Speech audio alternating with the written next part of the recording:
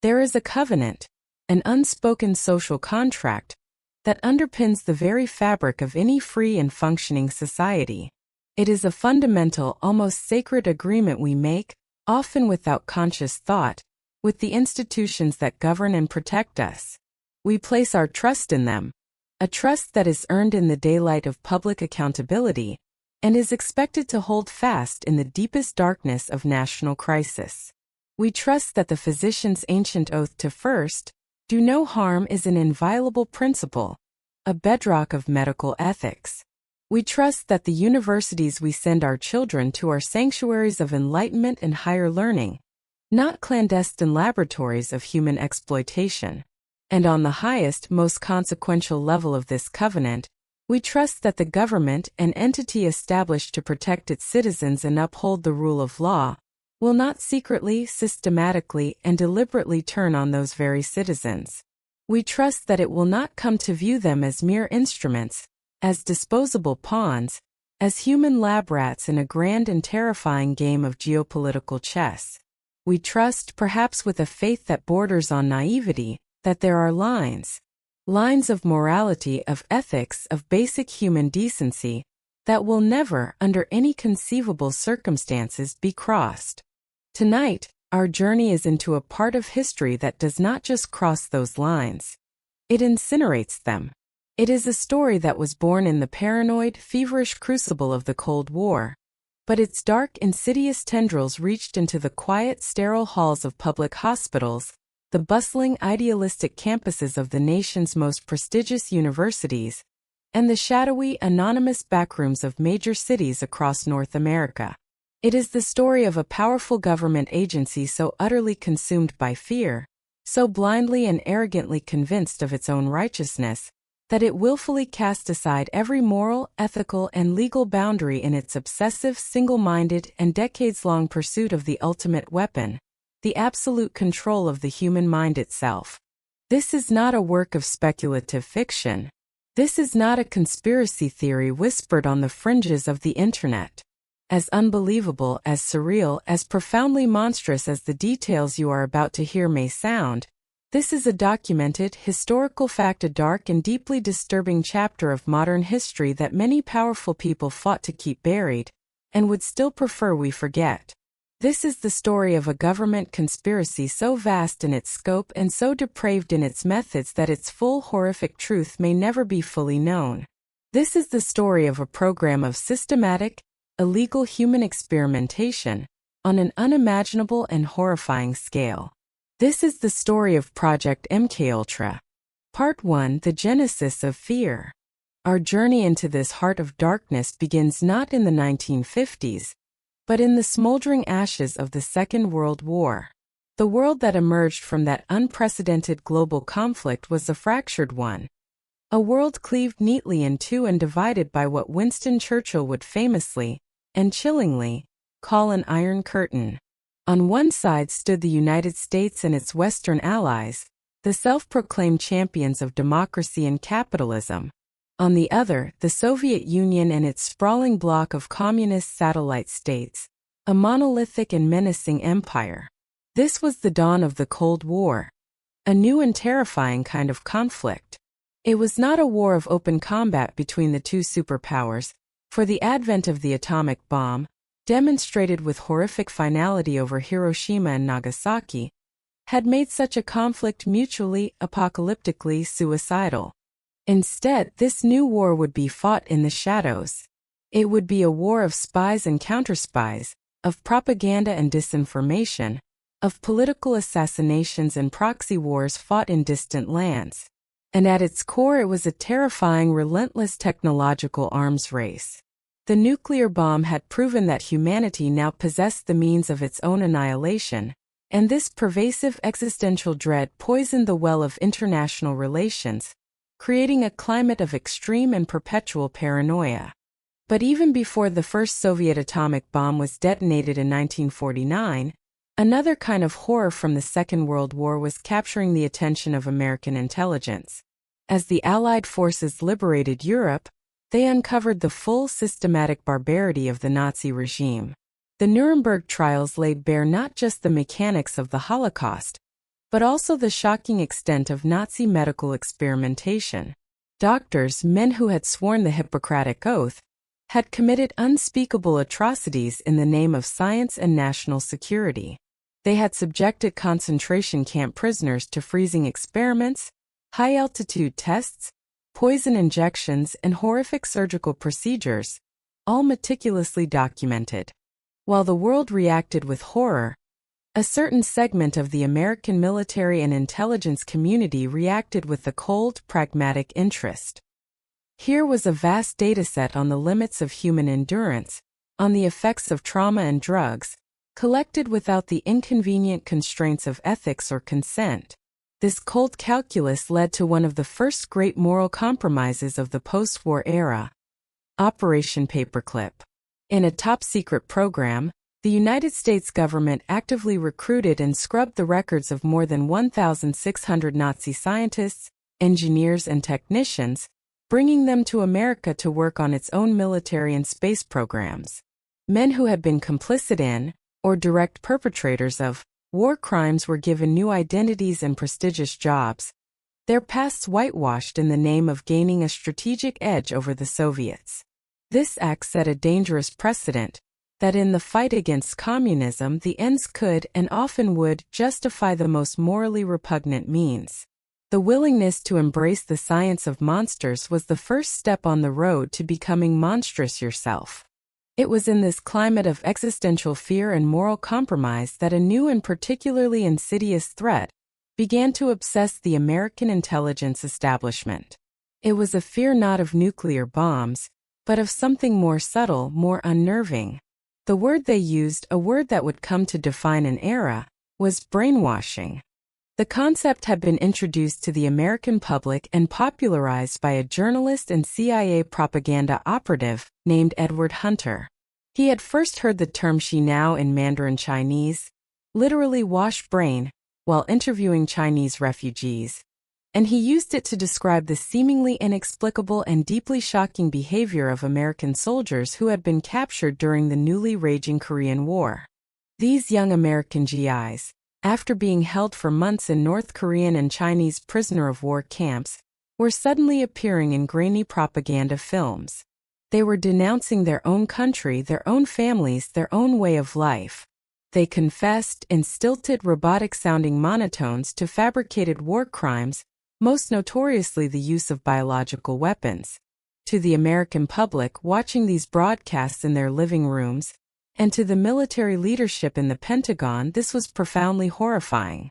How could a loyal, patriotic American soldier, raised on the ideals of freedom and democracy, be turned into a willing puppet for the communist enemy? The conclusion, drawn in the paranoid crucible of the Red Scare and the anti-communist hysteria being whipped up by Senator Joseph McCarthy, was that the communists must have developed a sophisticated and terrifying new science of mind control.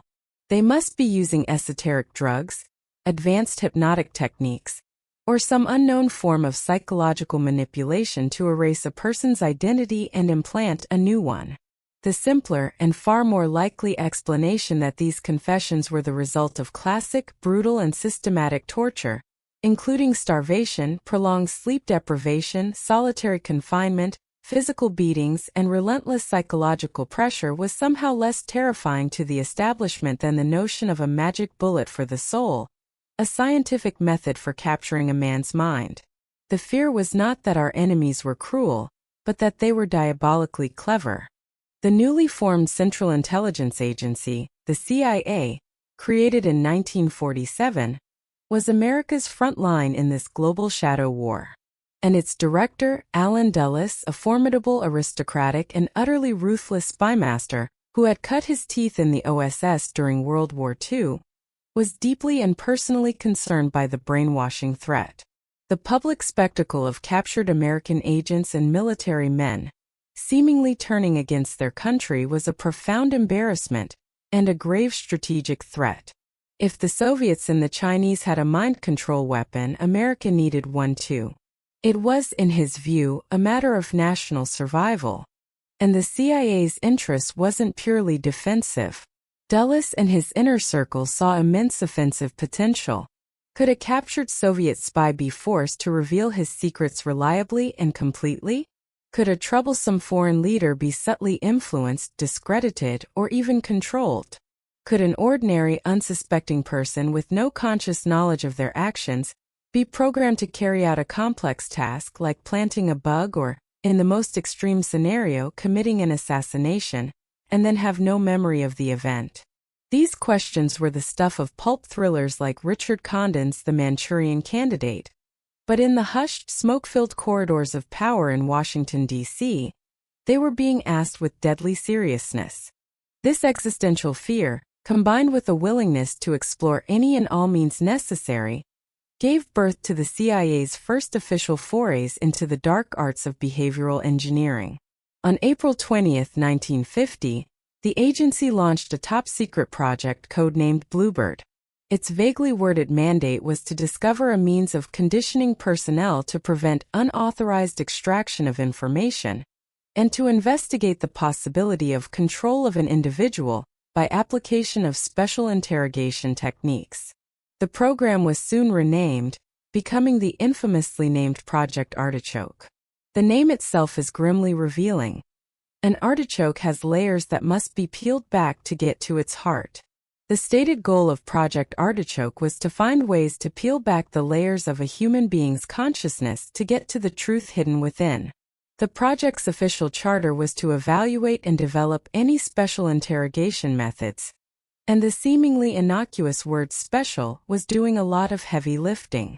Under Project Artichoke, the CIA began to aggressively and brutally experiment with a cocktail of coercive techniques. They employed teams of hypnotists, some reputable, some charlatans, to see if subjects could be forced into deep trances, compelled to reveal information, and even programmed to carry out complex actions via post-hypnotic suggestion. They experimented extensively with drug-assisted interrogation, using barbiturates like sodium amytal and sodium pentothal, so-called truth serums, to induce a twilight state, where a person's psychological defenses and inhibitions might be lowered. They also experimented with combining drugs and hypnosis, and explored more directly brutal methods, including prolonged solitary confinement, extreme sensory deprivation, and various forms of psychological torture. The subjects of these early experiments were a group of people for whom the agency felt no legal or moral responsibility. They were captured enemy agents, suspected double agents, defectors from behind the Iron Curtain, and military prisoners from the Korean War. These experiments were not conducted in the United States. They took place at clandestine black sites, run by the CIA in countries like Germany, Japan, and the Philippines, far from the prying eyes of the American public and the inconvenient constraints of the U.S. legal system. The interrogation teams were given carte blanche. One declassified Artichoke memo starkly states, "We are completely ignorant of what the Soviets are doing in this field, and we need to catch up, whatever the cost." But Artichoke, for all its brutality, was just the beginning. It was a clumsy, blunt instrument. The results were inconsistent, unreliable. While they were certainly effective at breaking people down, at shattering minds and producing babbling confessions, they weren't providing the reliable, predictable surgical control the CIA craved. They needed a more refined, more comprehensive, more scientific approach. They needed a vast, coordinated research program. And for that, they needed a scientist, a man who was not just brilliant, but also a moral obsessive and utterly dedicated to the mission, no matter the human cost. They found their man in a strange and enigmatic chemist named Sidney Gottlieb. Part 2. The Sorcerer and His Kingdom. Sidney Gottlieb is one of the most chilling, fascinating, and compellingly complex figures in this entire saga. He was, by all accounts, a brilliant biochemist, holding a PhD in the field from the prestigious California Institute of Technology. He was also a man of profound and baffling contradictions, a walking paradox. He was born with a clubfoot and walked his entire life with a pronounced, painful-looking limp. He lived with his wife and children on a remote, rustic farm in Virginia where he raised goats, grew his own organic food, and practiced meditation and international folk dancing. He was a devoted family man who, according to his son, insisted on getting up at 3 a.m. every morning to milk his goats because he felt it was a deeply spiritual experience connecting him to the earth. His neighbors knew him as a quiet, kind, eccentric man, a gentle soul. His colleagues at the CIA, however, knew him by other names: the Black Sorcerer, the Dirty Trickster. Gottlieb was the head of the CIA's Technical Services Staff, the TSS, which was effectively the agency's real-life Q branch, straight out of a James Bond novel. He and his team were the agency's magicians, its mad scientists, tasked with creating poisons, spy gadgets, surveillance equipment, and all manner of secret weapons for clandestine operations. When CIA Director Alan Dulles decided that the mind control efforts needed to be dramatically escalated, centralized, and made more scientific, he turned to Sidney Gottlieb. And on April 13, 1953, with Dulles's signature on a secret memo, Project Artichoke was officially terminated.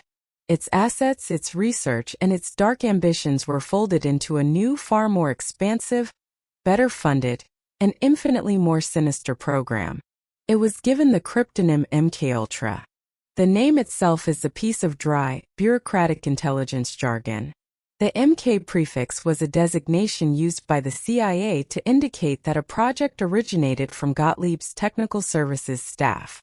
Other TSS projects had similar names, like MKNAOMI, a project focused on biological weapons, and Delta.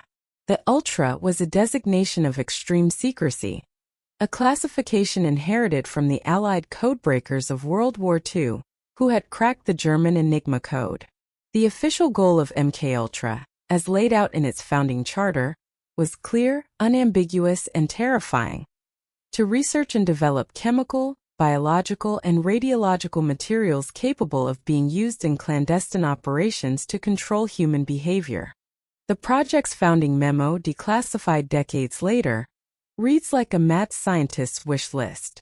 It listed a number of specific areas of interest for research: substances which would promote illogical thinking and impulsiveness to the point where the recipient would be discredited in public, substances which would increase the efficiency of mentation and perception, materials which would prevent or counteract the intoxicating effect of alcohol, materials which would promote the intoxicating effect of alcohol, materials which would cause the victim to age faster or slower, materials which would cause temporary or permanent brain damage and loss of memory, substances which would enhance the ability of individuals to withstand privation, torture, and coercion during interrogation, and most chillingly, materials which would produce a state of shock and confusion over an extended period of time, and could be used for interrogation, brainwashing, or for discrediting purposes.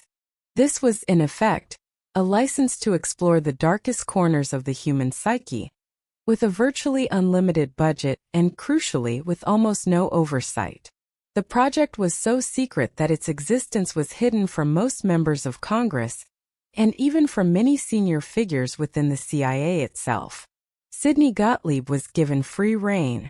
He became the king of a secret, sprawling scientific empire, an empire dedicated to a single terrifying proposition: that the human mind was not a sacred private space, but a machine that could be hacked, debugged, reprogrammed, and ultimately weaponized. The most dangerous era of CIA mind control research had officially begun. The scope of MKUltra was truly vast, a sprawling octopus of a project with at least 149 known subprojects, and likely many more whose records were successfully destroyed. The CIA, ever conscious of the need for plausible deniability, outsourced much of its most controversial research.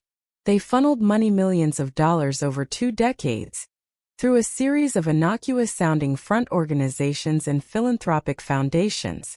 The primary cutout was the Society for the Investigation of Human Ecology, a name that sounded more like a benign environmental group than a front for mind control research.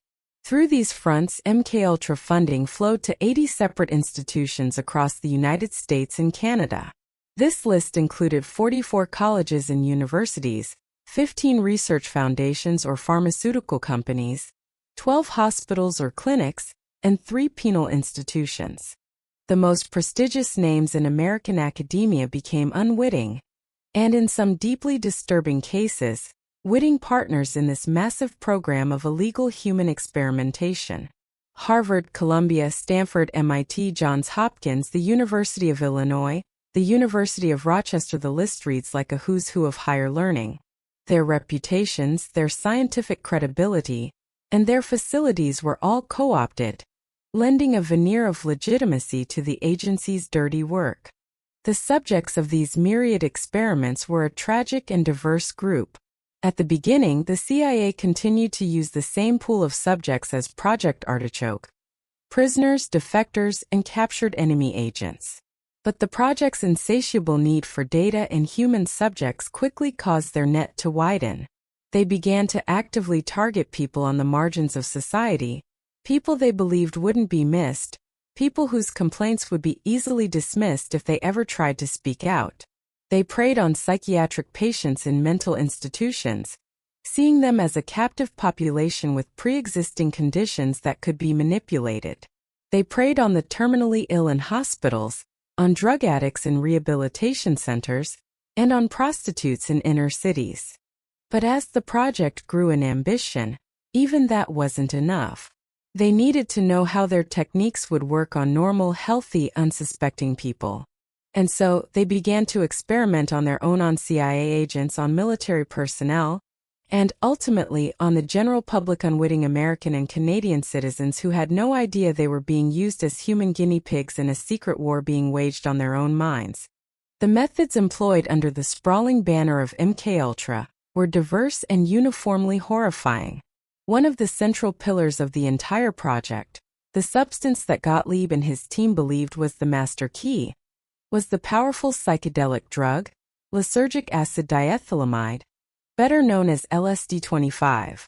The CIA had learned of LSD's existence from its agents in Europe.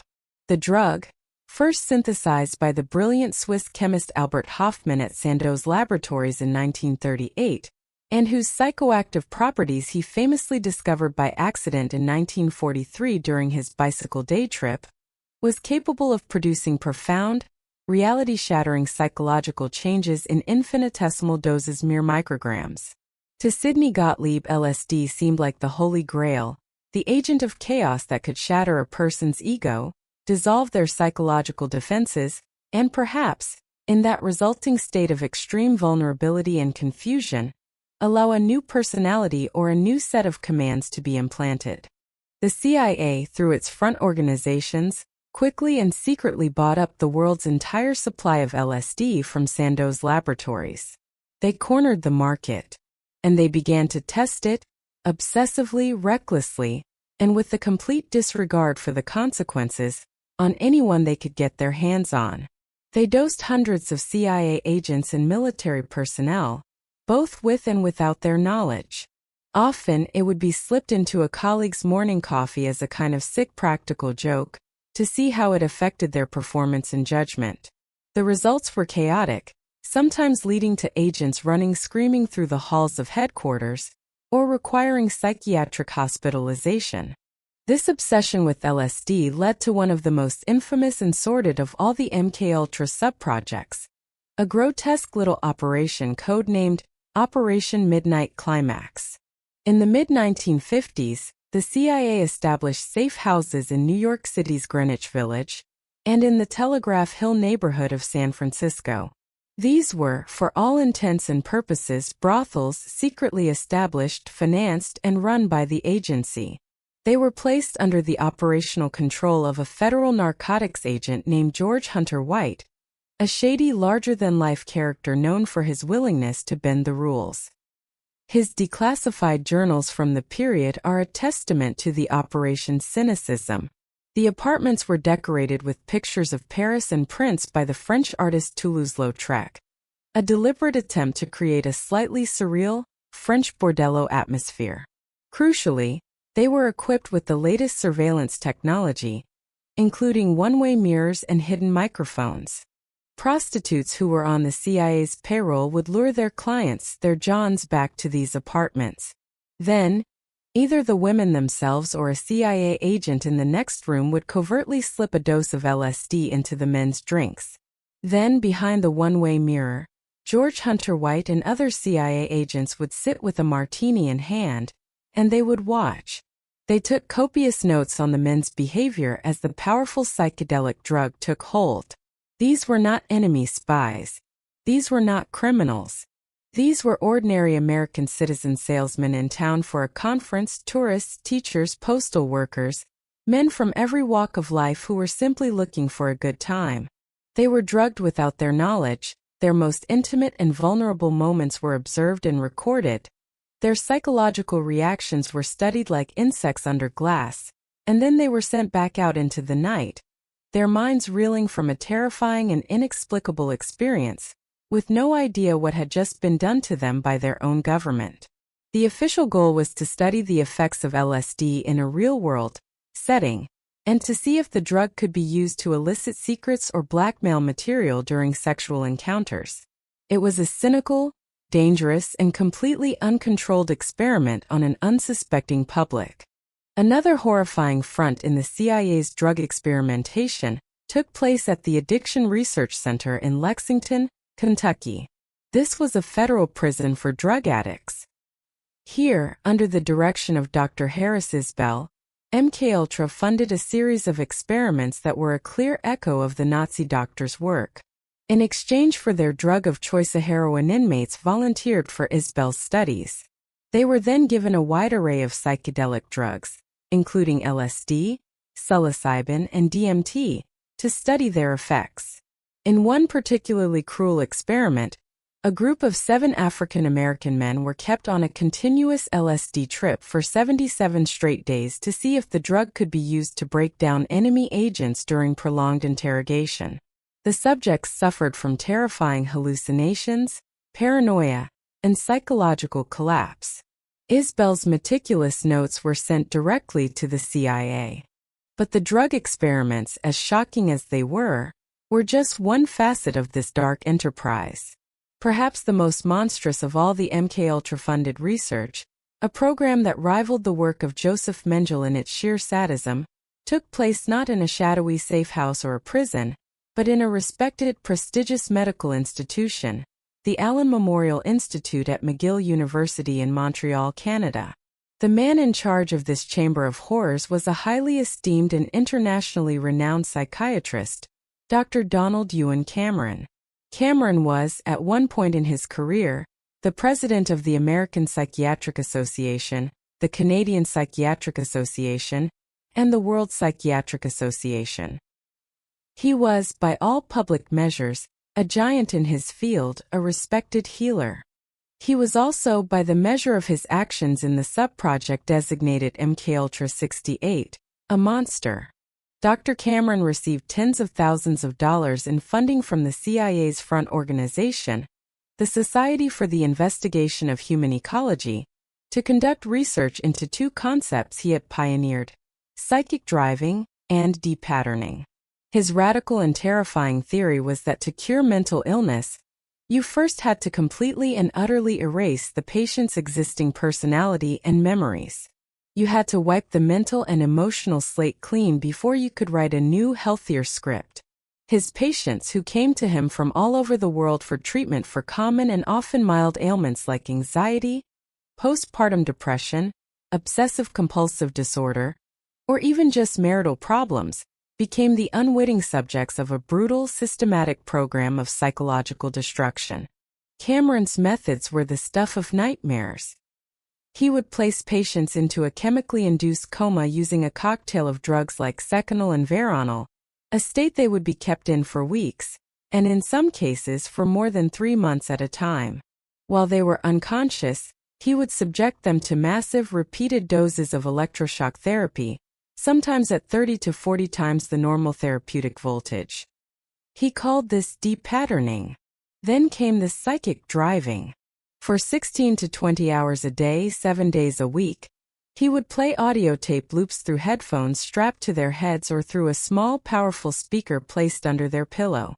These loops contained either simple, endlessly repeated commands like, "You are a good mother and people like you," or more often just random static-like noise or the sound of the patient's own distressed voice played back to them. The idea was to completely break down every established neural pathway in their brain, to induce a state of total amnesia and depersonalization, and then use the relentless repetition of the psychic driving to implant a new healthy personality. The results were catastrophic and tragic. Patients emerged from these treatments as hollowed out, broken shells of their former selves. They suffered from severe and permanent amnesia, unable to remember their own children, their spouses, their parents, or any details of their past lives.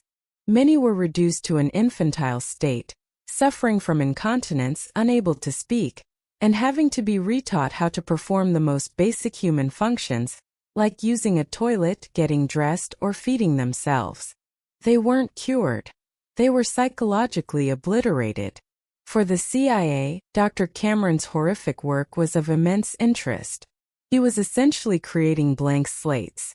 If he could erase a personality, could he also be directed to implant a new one of their choosing? The Allen Memorial Institute became a real-world laboratory for the most extreme forms of CIA mind control research, a place where the sacred line between healing and torture was not just blurred, but completely and gleefully erased. Part 3: The Unraveling. The reach of MKUltra was so great, its culture of secrecy so absolute, and its disregard for human life so profound, that it was perhaps inevitable that the project would eventually consume one of its own. This is the tragic, deeply suspicious, and ultimately infuriating story of Dr. Frank Olson. Olson was not a psychiatrist or a spymaster. He was a brilliant U.S. Army biochemist and a leading specialist in aerosolized biological warfare who was assigned to work with the CIA's top-secret Special Operations Division at Fort Detrick, Maryland. This was the center of America's offensive bioweapons program. Olson was a loyal, trusted colleague of Sidney Gottlieb and his inner circle at the Technical Services staff. He was a man who knew some of the nation's darkest secrets. In November of 1953, Olson attended a top-secret, multi-day retreat with a group of his CIA and Army colleagues at a remote cabin in Deep Creek Lake, Maryland. The purpose of the retreat was to discuss the future of the bioweapons program and the work of Project Artichoke. One evening after dinner, without any warning or consent, Sidney Gottlieb decided to conduct an impromptu experiment on his own men. He dosed a bottle of Cointreau liqueur with a significant amount of LSD and, in a gesture of camaraderie, passed it around. Frank Olson, unaware of the contents, drank the spiked liqueur. For the next few days, Olson was not himself. He experienced what his colleagues dismissed as a bad trip, but his symptoms didn't go away after the drug's acute effects wore off. He became deeply paranoid, anxious, guilt-ridden, and severely depressed. He felt he had lost control of his mind and, in conversations with his wife Alice and his boss, Lieutenant Colonel Vincent Rouette, expressed a strong desire to quit his job and leave the CIA. He said he had made a terrible mistake. His superiors, including Gottlieb and his deputy Robert Lashbrook, became deeply concerned. Their concern, however, was not for Olson's well-being, but for the security of their programs. They feared that in his unstable state, he might reveal some of the nation's most sensitive secrets, including the details of Project Artichoke, the CIA's offensive biological weapons program, and the existence of MKUltra itself. They convinced a reluctant Olson that he needed psychiatric help, and that he should travel to New York City to see a CIA-affiliated psychiatrist for evaluation. The psychiatrist Harold Abramson was also a contract researcher for the CIA, specializing in LSD. Olson was accompanied to New York by Lashbrook, who was acting as his handler. On the night of November 28, 1953, 9 days after being unwittingly drugged by his boss, Frank Olson plunged to his death from the window of his 10th-floor room at the Statler Hotel. The CIA moved quickly to control the narrative. Lashbrook, the only witness, claimed he was asleep in the room's other bed and was awakened by the sound of crashing glass. Olson's death was officially ruled a suicide, the tragic result of a sudden and severe nervous breakdown. His grieving family was told a sanitized, heavily redacted version of the story and was encouraged, for the good of the country, to move on and ask no more questions. But they couldn't. For 22 long agonizing years, they harbored doubts and unanswered questions. Then, in 1975, in the wake of the first public revelations about MKUltra, the truth began to emerge. A single line in the Church Committee's report mentioned an Army scientist who had committed suicide after being dosed with LSD. The Olson family knew instantly it was Frank. The revelation was a national scandal. President Gerald Ford issued a formal public apology to the Olson family, and they received a financial settlement from the government. But the story didn't end there. In 1994, Frank Olson's sons, Eric and Nils, now convinced their father had been murdered to silence him, had his body exhumed for a second autopsy. A renowned forensic pathologist, Professor James Starrs of George Washington University, examined the remains. He found evidence of a significant pre-fall blunt force trauma to Olson's head, an injury inconsistent with the suicidal leap. His conclusion, stated in his official report, was that the evidence was rankly and starkly suggestive of homicide. The most likely scenario was that Olson was incapacitated or knocked unconscious in the hotel room, and then thrown from the window to stage a suicide. The death of Frank Olson was not a tragedy.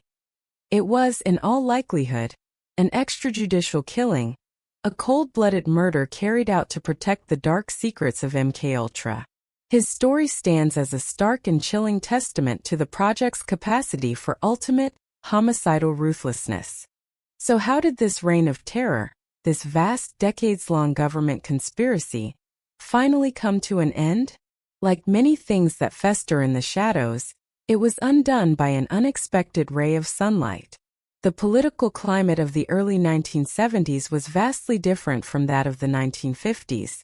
The Vietnam War, a conflict broadcast nightly into American living rooms, and the Watergate scandal, which brought down a president, had shattered America's post-war innocence and created a deep, pervasive sense of cynicism and distrust towards the U.S. government. The cultural atmosphere was no longer one of blind obedience and deference to authority. A new generation of journalists and politicians was asking tough questions. In 1973, the CIA director at the time, Richard Helms, a man who had been a central figure in the agency's darkest activities since the days of Project Artichoke, was on his way out, being appointed ambassador to Iran by President Nixon. Fearing that the agency's many secrets, its family jewels, would be exposed by the new aggressive mood of congressional oversight, Helms gave a fateful and illegal order: destroy all files related to MKUltra. The project was officially halted, and a massive effort was undertaken across the agency to shred, burn, and otherwise obliterate every piece of paper associated with the program. For a moment, it seemed as though the full story of MKUltra would be lost to history forever, buried under a mountain of ash and plausible deniability. But they made a critical mistake. In their frenzied haste to destroy the evidence, they overlooked one small detail. A year later, in December 1974, the legendary investigative journalist Seymour Hersh published a bombshell report in the New York Times, detailing illegal CIA domestic surveillance of anti-war activists, a program known as Operation Chaos. This report opened the floodgates. The public was outraged. In response, a deeply concerned Congress, sensing a constitutional crisis, moved to investigate. In 1975, they convened a special committee to investigate abuses by the U.S. intelligence community. This was the United States Senate Select Committee to study governmental operations with respect to intelligence activities, better known to history as the Church Committee, named after its principled and determined chairman, Senator Frank Church of Idaho. As the Church Committee began its landmark investigation, they put out a call for all relevant documents from the CIA. A lone CIA employee in the budget office, searching for records in the agency's archives, stumbled upon a box of financial documents that had been misfiled and had, by sheer bureaucratic luck, survived the 1973 purge. These were the accounting records for MKUltra. They didn't detail the horrific experiments themselves, but they listed the payments, the money that flowed from the CIA to Dr. Ewan Cameron, to the universities, to George Hunter White for Operation Midnight Climax, and to the dozens of other front organizations and researchers. It was the financial paper trail. It was the smoking gun. It was the Rosetta Stone that allowed the investigators to begin unraveling the entire sordid conspiracy. In August and September of 1975, the Church Committee held public hearings that were broadcast across the nation. The testimony was shocking. CIA officials, including a reluctant, evasive, and memory-impaired Sidney Gottlieb, were forced to testify under oath about the program. They admitted to the drug tests, to the use of unwitting subjects, to the safe houses, to the collaboration with Dr. Cameron. The committee's final report, released in 1976, was a damning and devastating indictment of the intelligence community. In a now famous television interview, Senator Church himself warned that the CIA had become a rogue elephant on a rampage, and that its unchecked power, operating in total secrecy, posed a fundamental threat to the future of American democracy. The dark, unbelievable secrets of MKUltra were finally and horrifyingly out in the open. Part 4. The Legacy of Shadows. So what is the ultimate legacy of this dark and twisted chapter of our history? What did the CIA actually accomplish with its decades of human experimentation and its expenditure of millions of taxpayer dollars?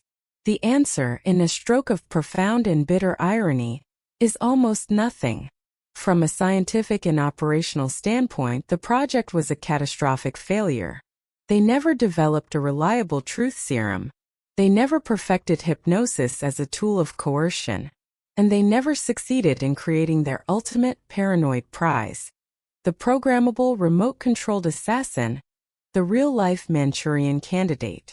All they truly succeeded in doing was destroying an unknown number of lives, violating the trust of a nation, and forever staining their own institution with a sin that can never be washed away.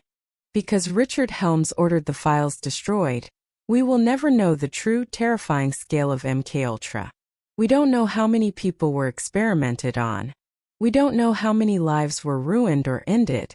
The victims of Dr. Cameron's experiments in Montreal, led by a courageous survivor named Velma Orlikow, eventually sued the CIA and, after a long and arduous legal battle, received financial settlements in the 1980s. But they were just the tip of the iceberg. They were the few who were lucky enough to have a paper trail. For the potentially thousands of others, the men who walked into a San Francisco safe house, the inmates at Lexington, the patients in countless other mental institutions, there is no record. There is no justice. They remain the ghosts in the machine, the silent, uncounted casualties of the Cold War. The enduring legacy of MKUltra is also one of profound and lasting distrust. It carved a deep scar into the American psyche. The next time you hear a wild-sounding conspiracy theory about the government conducting secret experiments on its citizens, remember this story. The reason so many people are willing to believe that their government is capable of an evil clandestine plot is because, in this case, it was. The documented, proven reality of MKUltra is more terrifying and more surreal than most works of fiction. It serves as a permanent, chilling reminder that when fear is unchecked, when power is unaccountable, and when secrecy is absolute, the very institutions designed to protect us can become the instruments of our torment. It is a lesson written in the language of broken minds and shattered lives, a warning that echoes from the past, that the line between a guardian and a monster is perilously, frighteningly thin.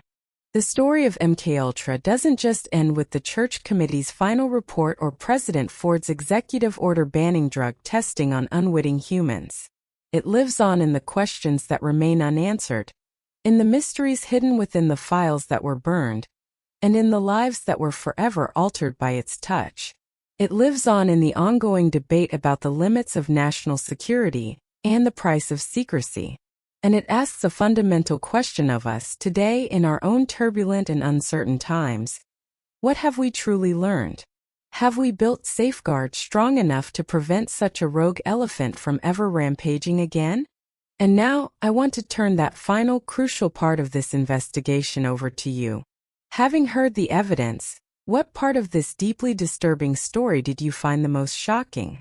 Was it the cold, clinical hubris of Sidney Gottlieb, the man who raised goats and plotted psychological devastation? Was it the sadistic cruelty of Dr. Ewan Cameron, who turned a place of healing into a torture chamber? Was it the sordid, cynical depravity of Operation Midnight Climax? Or was it the tragic, state-sanctioned murder of Frank Olson? Do you believe that all the secrets of this vast government conspiracy have now been revealed? Or do you think there are still darker truths buried deep in classified archives? Let us know your thoughts, your reactions, and your theories in the comments below. This is a story that needs to be told, to be discussed, and to be remembered, lest we be doomed to forget and in our ignorance repeat its darkest chapters. If you found this deep and unsettling investigation into the history of MKUltra and CIA mind control to be important and compelling, please show your support by liking this video and subscribing to our channel. By hitting that notification bell, you'll join us for our next journey into the hidden histories and forgotten stories that continue to shape our world. Thank you for listening.